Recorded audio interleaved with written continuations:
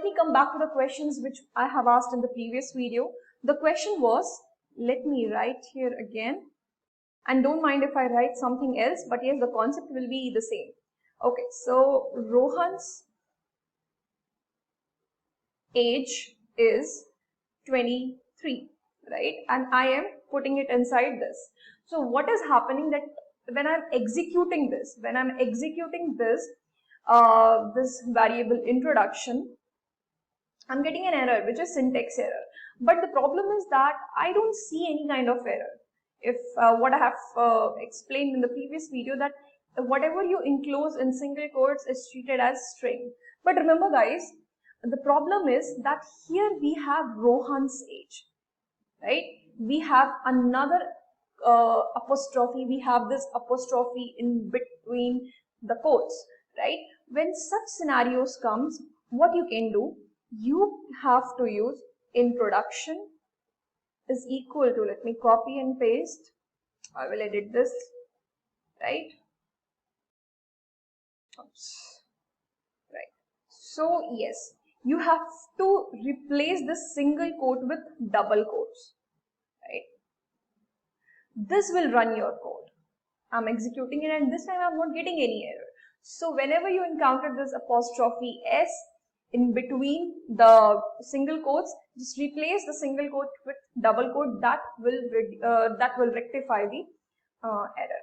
My next question was related to typecasting, this string function and this float function, right? Now I will see the use of it. Let me do one thing. Age is equal to 23, and what should I write? Name is equal to, let me do it like this. Name is equal to Daisy, right? And age is equal to, let it 23. Now what I want to print something like this, right? I have this, I want to print my name is Daisy and my age is 23. Or let it be like this. I want to print it simply like Daisy 23. I want to print it like this, right? So what I'll do, I will use this print function, and to print any variable, what we do, we put this name, right, plus age. I'm using this plus operator. And when I'm doing this, I'm getting this type error again, right? If I want to use this plus operator, this concatenation operator, I should say, or plus operator, take it like plus operator, right? If I want to use this plus operator to print the integer data type and the string data type, then we need to change, or we need to make even the data type, both the data type of both the variables even, right? So what I'll do, name is already in my string value, and I will use this string function and put my age into it. When I'll print this, it will give me this. See how easy it is, right? So just I am using the string function to typecast the age variable, and it's very easy to get this, right? The next is this float function. What I'm going to do is value 1 is equal to 4 and value 2 is equal to 3.5, right? Any problem, right? There should not be any problem. It's pretty clear that I'm creating two variables, value 1 and value 2, and I'm storing 4 and 3.5 respectively in these two variables. Now my intention is to add these two variables and get the value.